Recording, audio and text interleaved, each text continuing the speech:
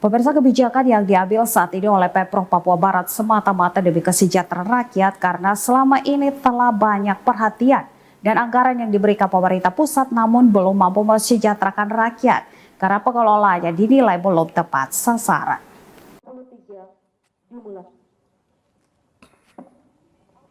Memasuki lapangan apel. Berbagai kebijakan yang dilakukan Pemprov Papua Barat di bawah kepemimpinan penjabat Gubernur Paulus Waterpau semata-mata bermuara pada percepatan capaian kesejahteraan rakyat, bukan karena ada muatan kepentingan apapun. 3 kebijakan yang menimbulkan dinamika yaitu rencana restrukturisasi kelembagaan atau perampingan OPD, pelaksanaan uji kompetensi dan evaluasi jabatan para penjabat eselon 2 seharusnya dipandang sebagai hal yang wajar dilakukan karena selain ada dasar hukumnya dan telah dikonsultasikan, bahkan telah mendapat persetujuan dari pemerintah pusat, juga karena 3 kebijakan yang diambil tersebut telah mempertimbangkan luas wilayah Provinsi Papua Barat yang semakin kecil. Jumlah penduduk yang semakin berkurang dalam alokasi anggaran yang diterima semakin sedikit pasca pembentukan Provinsi Pemekaran Papua Barat Daya. Penjabat Sekda Papua Barat dan Cesangkek mengatakan munculnya pro dan kontra di masyarakat terkait rencana restrukturisasi kelembagaan atau perampingan OPD, pelaksanaan uji kompetensi dan evaluasi jabatan para pejabat eselon 2 adalah hal yang wajar di alam demokrasi saat ini, namun masyarakat diharapkan mengerti dan memahami alasan di balik kebijakan yang diambil Pemprov Papua Barat di bawah kepemimpinan penjabat Gubernur Paulus Waterpau yang notabene adalah anak asli Papua. Kebijakan yang diambil adalah semata-mata untuk mempercepat percapaian kesejahteraan seluruh masyarakat di Papua Barat. Demi orang berpendapat, berekspresi, silakan. Dan mendukung kebijakan itu juga penting. Itu juga makanya melalui media hari ini saya kasih tahu buat adik-adik semua teman-teman tahu, kamu tolong tuliskan ini sebagai bagian untuk pendidikan, ya. Membangun persepsi. Klarifikasi gitu supaya jangan bilang Pak Paulus Waterpau datang bikin dia suka sebut ada. Paulus Waterpau itu anak Papua Barat kok. Dia juga mau sesuatu yang berubah. Dia ini orang pusat, anak Papua Barat tapi dari pusat gitu.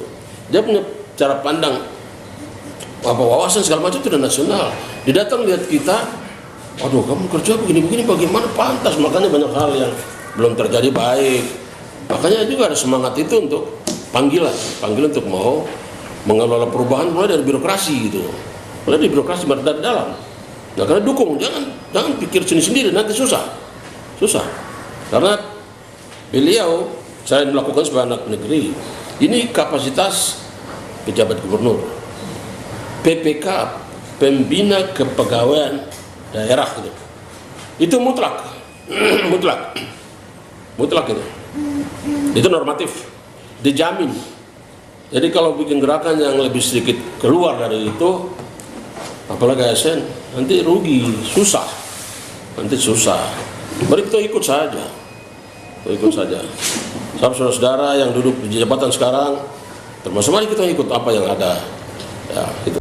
Sementara itu, Asisten 1 Pemprov Papua Barat mengatakan jika ada ketidakpuasan dari para pejabat khususnya eselon 2 atau 3 yang belum mengerti kebijakan yang dilakukan oleh penjabat Gubernur Paulus Waterpau, seharusnya terlebih dulu membaca aturan perundang-undangan yang berlaku atau bertanya kepada pimpinan tertinggi seperti penjabat gubernur atau penjabat sekda sehingga tidak perlu kecurigaan atau salah persepsi atas kebijakan pimpinan daerah tersebut. Robert Trumbekwan mencontohkan dirinya yang akan pensiun pada 3 bulan mendatang, namun karena aturan undang-undang mengamanatkan wajib mengikuti evaluasi kinerja dan uji kompetensi, sehingga dirinya tetap mengikuti evaluasi kinerja dan uji kompetensi yang digelar Pemprov Papua Barat saat ini. Undang-undang itu jadi gerbong untuk kita masuk di situ. Dalam arti Panglima itu undang-undang itu. Ketika perintahnya untuk kita evaluasi, harus evaluasi. Perintahnya harus kita uji. Saya sudah tinggal 3 bulan ikut ujian. Yang sebenarnya sudah terus pikir saya mau pensiun. Tetapi panggilan tugas undang-undang itu mengharuskan. Dengan demikian kita harus jadi contoh dan teladan kepada junior-junior yang ada supaya mengikuti irama yang ada ini dengan baik. Ya toh? Tetapi sebagai aparat sipil negara yang diatur dengan aturan main yang ada, undang-undang sudah jelas untuk kita bahwa harus, karena ini tidak pernah kita lakukan selama provinsi ini hadir. Ya.